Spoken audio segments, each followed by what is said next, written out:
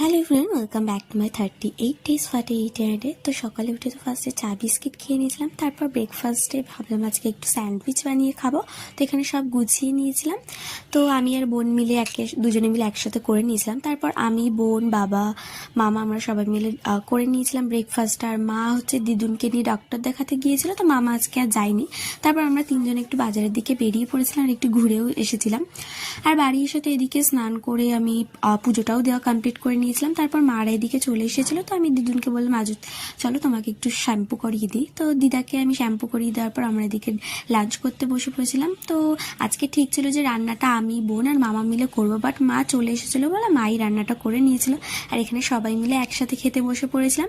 আর বিকেলের দিকে মা এখানে একটু ফল কেটেছিল, বাট আমি আর খাইনি, আমি পড়াতে চলে গিয়েছিলাম। আর পড়াতে যাওয়ার পর তো আমার স্টুডেন্টের সারাদিনের যত গল্প সবও বক বক বক বক করতেই ছিল। তো যাই হোক, বাড়ি এসে দেখলাম এদিকে দাদুও এসেছে। তো সবাই মিলে একসাথে বসে অনেক গল্প হচ্ছিল, আড্ডা হচ্ছিল। তো আর দিদা তো এদিকে আইসক্রিম খাচ্ছিল। আমার দিদা কিন্তু এইসব খাবারগুলো খেতে ভীষণ পছন্দ করে। আর এদিকে আমার একটা ফ্রেন্ড দিদাকে দেখতে এসেছিল।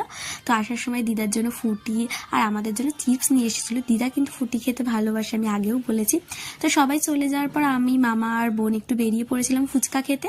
তো ফুচকা খেয়ে এসে আমরা তো একটু টিভি দেখছিলাম। তারপর আমরা ডিনারটাও করতে বসে পড়েছিলাম। তো আজকের ব্লগটা তোমাদের কেমন লাগলো তোমরা অবশ্যই কমেন্টে জানিয়ে। দেখা হচ্ছে নেক্সট ব্লগে। টাটা।